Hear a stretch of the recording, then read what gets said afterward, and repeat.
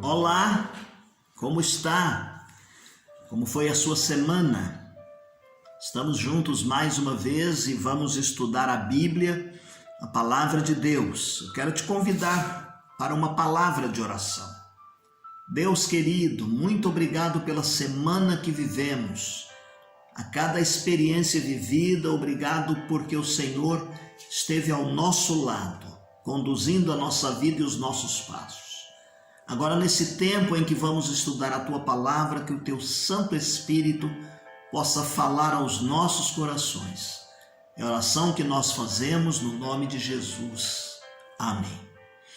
Muito bem, meus queridos, nós estamos nesse tempo estudando o livro do Gênesis, do começo, o início, ou como usamos a palavra original no último encontro, estamos no Bereshit, quando Deus surge para criar todas as coisas. Hoje eu quero conversar com os irmãos a respeito do conteúdo, um conteúdo resumido. É bem verdade que nós vamos dividir esse conteúdo em 2 encontros, mas eu quero que você tenha em mente que é um conteúdo reduzido, porque nós vamos pensar algumas coisas para o nosso esclarecimento dentro da narrativa do livro do Gênesis. Então nós vamos começar com a narrativa da criação. Está lá em Gênesis capítulo 1, o verso de número 2. A terra era sem forma e vazia. Havia trevas sobre a face do abismo, e o Espírito de Deus se movia sobre a face das águas. O grande drama do começo de todas as coisas, a narrativa da história, tem início com Deus. Tem início em Deus, porque o texto diz: no princípio criou Deus. É uma linguagem em que o autor vai falar de forma muito simples, ainda que eloquente. Ele vai evocar aqui, trazer coisas maravilhosas, uma riqueza muito grande a respeito da criação, partindo de uma situação caótica para uma vida fervilhante e abundante. Vão surgindo aqui as coisas que Deus vai dizendo haja, aconteça, e vai surgindo aqui o mundo pelo qual o Senhor cria os astros, os elementos, as pessoas para viverem neste planeta criado pelo Senhor. Mas a narrativa vai além de uma simples poesia, de nós pintarmos aqui as coisas bonitas e ficarmos falando a respeito da beleza desse livro. Ela vai narrar, meus queridos, aquilo que nós precisamos para nós compreendermos. Veja bem, ela vai narrar aquilo que nós precisamos saber para nós podermos compreender e entender o mundo que estamos vivendo, o mundo que está ao nosso redor. Primeiro, nós falamos a respeito da origem do universo, do mundo e da vida. Não foi obra do acaso, como algumas pessoas querem dizer, que houve uma explosão e tudo começou a existir. Ou um processo evolutivo, como algumas pessoas também através da teoria da criação querem dizer aqui a respeito do processo evolutivo. Há um Criador, Deus. Esse Criador é Deus. Se partirmos do texto bíblico, do ensinamento da palavra de Deus, nós vamos compreender então que há um Deus Criador. Segundo, esse Deus fez tudo que existe. No princípio criou Deus. No início criou Deus. O que importa para nós sabermos aqui é a partir de Deus as coisas deste mundo que vieram a existir. Terceiro, o que Deus fez, Ele fez bom. A narrativa bíblica diz que tudo quanto Deus fez, Ele viu que era bom. Ele viu que era bom. Em quarto lugar, o clímax desta criação, da ação criadora de Deus, foi o ser humano. Nós costumamos dizer aqui que o homem é a coroa da criação, o ápice da criação. Em quinto, o ser humano se distingue de todas as outras criaturas, de todas as coisas criadas, em pelo menos 2 aspectos que eu quero citar aqui para a nossa compreensão neste momento. Primeiro, somente o homem foi feito à imagem e semelhança de Deus. Quando eu disser aqui homem, seja genericamente, homem ou mulher, estamos falando do ser humano. Então Deus fez o homem conforme a sua imagem e a sua semelhança. Segunda coisa que distingue o homem das outras coisas criadas: somente ele recebeu o encargo de controlar, de modo responsável, é claro, toda a ordem criada. Veja, fez os animais, fez todas as coisas, criou a natureza, mas ao fazer o homem, diz-nos o texto, que Deus fez conforme a sua imagem e semelhança, deu ao homem a responsabilidade de coordenar e cuidar e desfrutar de tudo que ali estava, deu nome aos animais, a todas as coisas, até a companheira, quando apresentou-lhe a mulher, ele diz assim: corpo do meu corpo, carne da minha carne, osso do meu osso. Ela chamou-se Eva, companheira idônea desse homem. A Bíblia vai trazer-nos nesta narrativa aqui da atividade criadora de Deus, seguidos de um dia de descanso. E aqui nós vamos perceber, meus queridos irmãos, que estabelece-se um padrão de vida para o ser humano. Uma outra coisa que nós entendemos nesta narrativa da criação é os 8 atos de criação de Deus, e cada um deles é introduzido pelas seguintes palavras: e disse Deus. Esses 8 atos da criação aparece a expressão e disse Deus. As coisas passaram a existir pelo poder da palavra de Deus. Haja luz e houve luz. Separa a água de cima da água de baixo. Cada uma das coisas, ao dizer de Deus, elas passaram a existir e tomar o seu lugar e a sua forma. Estes pontos de vistas aqui que nós estamos destacando, ele é visto pelo observador que acompanha o desenvolvimento da criação. Não há necessariamente uma ordem cronológica em algumas coisas. Por exemplo, quando você lê que Deus criou alguma coisa, ele diz assim: chegou o fim, a noite, e ele diz assim: a noite, a tarde e a manhã do dia. A nossa mente hoje diria assim, para terminar o dia: houve a manhã, a tarde e a noite.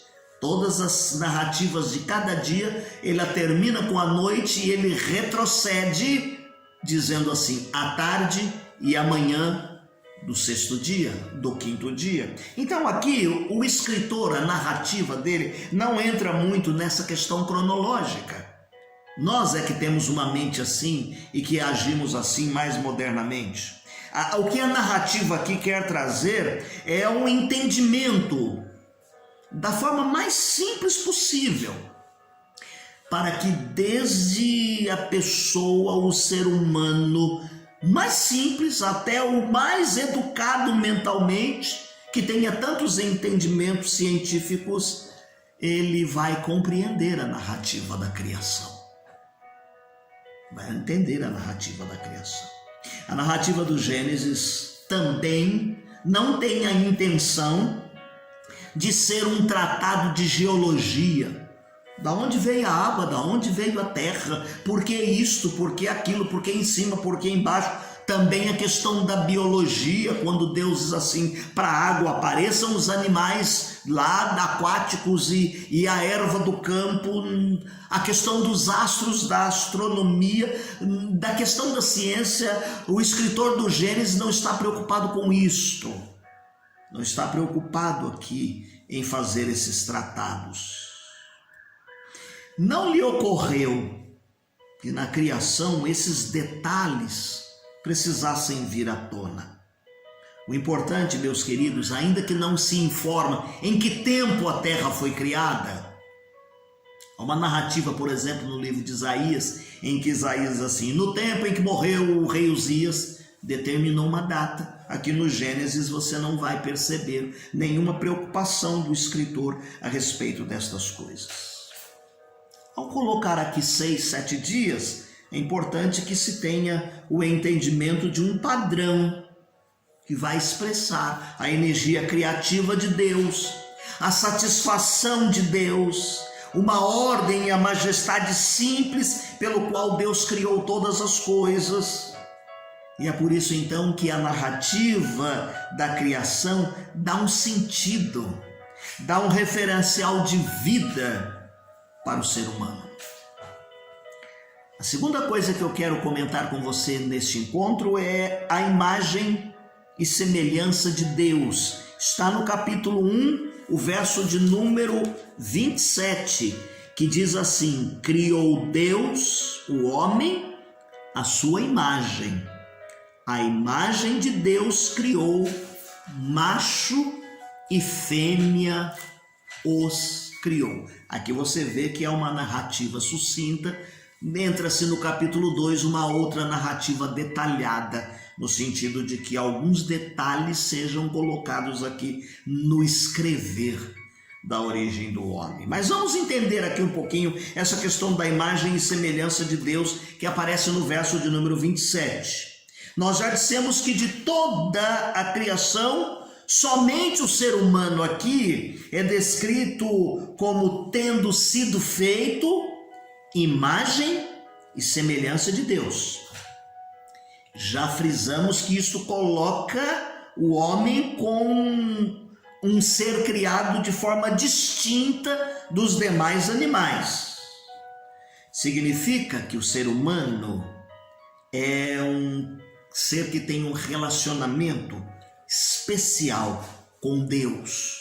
Aliás, um relacionamento pessoal, porque diz-nos o texto que Deus passeava na viração do dia para visitar o casal.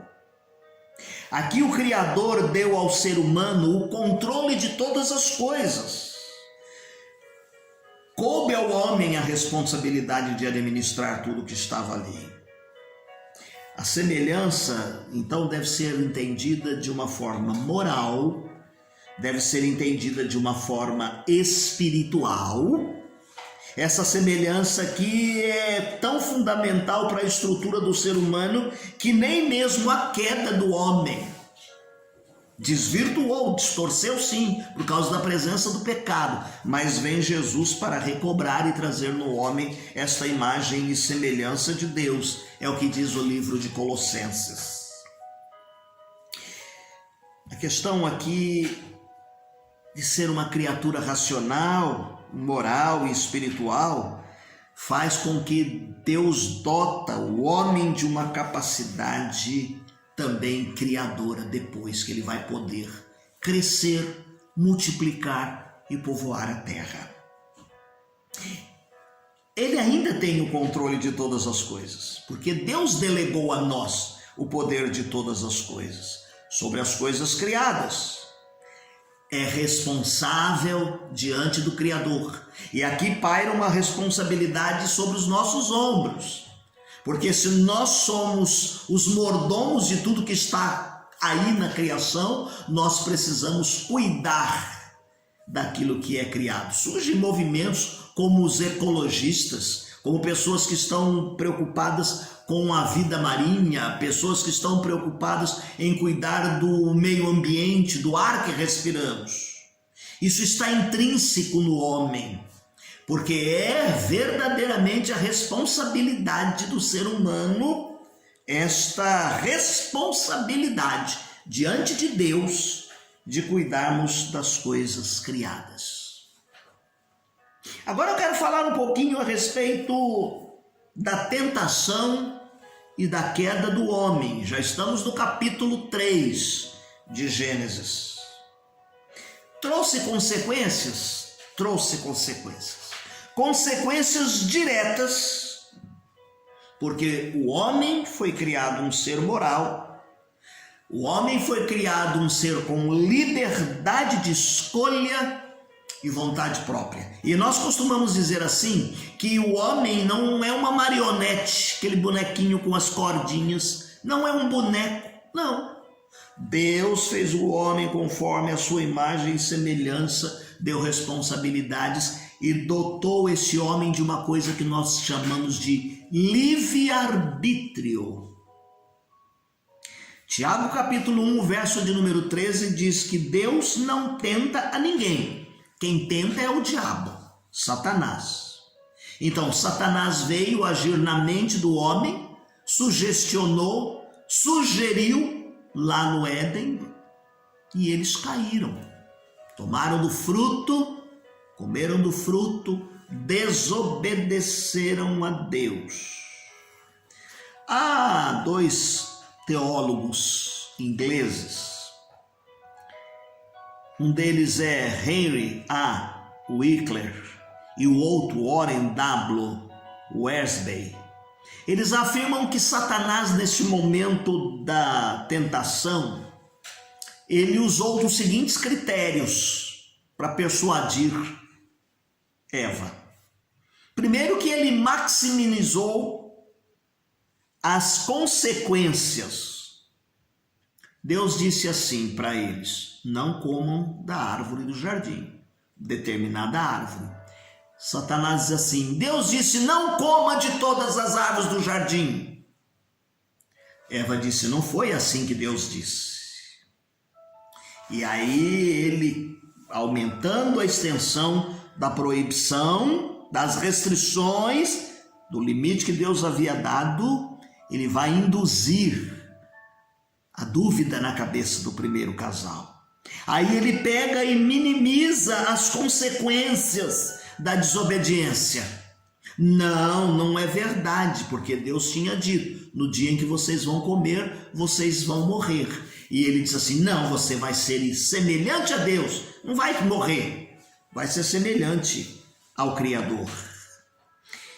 Então ele minimiza as consequências da desobediência para que eles caiam. Quer ver uma outra coisa que ele usa ali no momento da tentação para derrubar o casal? Ele coloca um novo rótulo na ação que eles iam cometer, no erro que eles cometeriam, que não seriam tão grave. Ele vai misturar o bem com o mal. Deus disse, não faça, porque vai acontecer uma coisa ruim. Satanás diz, não é tão ruim, vai ser uma coisa boa para vocês. Vocês vão ficar igual a Deus, semelhante a Deus. Ele vai confundir o pecado com beleza. Você já ouviu falar que a tentação vem de forma muito clara e bela? Você já ouviu falar que Satanás e o diabo não aparecem com um garfinho e com um chifre capa preta? Pelo contrário. Paulo diz que ele apresenta-se muitas vezes como anjo de luz para tentar o homem, para derrubar o ser humano. Veja que ele vai tentar o homem, Eva, desviando-os da verdade de Deus. Ele vai estimular o desejo de poder ser semelhante a Deus. E então ele leva Eva a uma interpretação errônea da simplicidade daquele ato. Não tem problema em fazer isto, em cair e cometer. Há muitas implicações aqui, meus queridos, neste ato. Quando nós olhamos o verso de número 6, diz assim, e vendo a mulher que aquela árvore era boa para comer, agradável aos olhos, a árvore desejável para dar o entendimento, é a última coisa que eu quero falar, nós já estamos parando aqui. Ele vai trazer e fazer uma certa operação trágica na vida deles, que muitos de nós às vezes exercitamos e exercemos isso aqui. Quando ele diz lá no verso de número 6, ele diz que aquela árvore era boa para comer. Ele vai então mostrar através dos olhos o que nós chamamos, e 1 João chama de cobiça dos olhos. Enche os olhos. A cobiça da carne, quando ele diz assim, boa para se comer, a cobiça da carne, cobiça dos olhos, agradável aos olhos, ou desejável de entendimento, o orgulho. Cobiça da carne, cobiça dos olhos e o orgulho. 1 João capítulo 2, verso 15 a 17, chama muito a nossa atenção. Leia com calma o que João está dizendo lá na sua primeira carta. Consequências do pecado, elas são desastrosas, tanto para o ser humano quanto para a natureza. A Bíblia diz que os animais se tornaram em feras, surgiram espinhos, surgiram carnos. E hoje, o que acontece? No decorrer da história da humanidade, guerras, desajustes econômicos e sociais, violência, discriminação, exploração do ser humano, degradação do meio ambiente, florestas sendo devastadas, rios sendo assoreados, lixo jorrado dentro do lixo, dentro dos rios, vazando petróleo nos mares. E poderíamos enumerar aqui uma série de coisas que a cobiça dos olhos, o orgulho, a cobiça da carne trouxe como consequência para a vida dos seres humanos, e nós vivemos isto até hoje. E enquanto o ser humano existir e não se arrepender dos seus pecados e mudar a sua vida, ele vai continuar vivendo essas consequências na sua vida. Ok? Hoje nós paramos aqui, tá bom? Eu fico devendo repensar um pouquinho mais a respeito da queda e a tentação e os resultados, e vamos falar a respeito de um novo começo, falando a respeito de Noé no capítulo 4, e por último nós falaremos a respeito de Abrão. A obediência torna-se em bênção para todas as nações. E aí faremos aquela aplicação que sempre fazemos do livro para os dias de hoje. Deus te abençoe. Eu espero que você leia a leitura diária que nós recomendamos no final da transmissão, para que o irmão previamente leia os textos que citaremos, tá bom? E também para o seu crescimento espiritual, além do nosso encontro aqui, você cresça espiritualmente a cada dia durante a semana. E eu termino só lembrando aqui uma frase do hino de número 50, do cantor cristão, que diz: contai-me a velha história do grande Salvador, de Cristo e sua glória, de Cristo e seu amor. Com calma e com paciência, pois eu quero penetrar a altura do mistério que Deus nos pode amar. Conta-me a velha história, conta-me a velha história, contai-me a velha história de Cristo e seu amor. Deus te abençoe, tenha uma semana feliz e abençoada.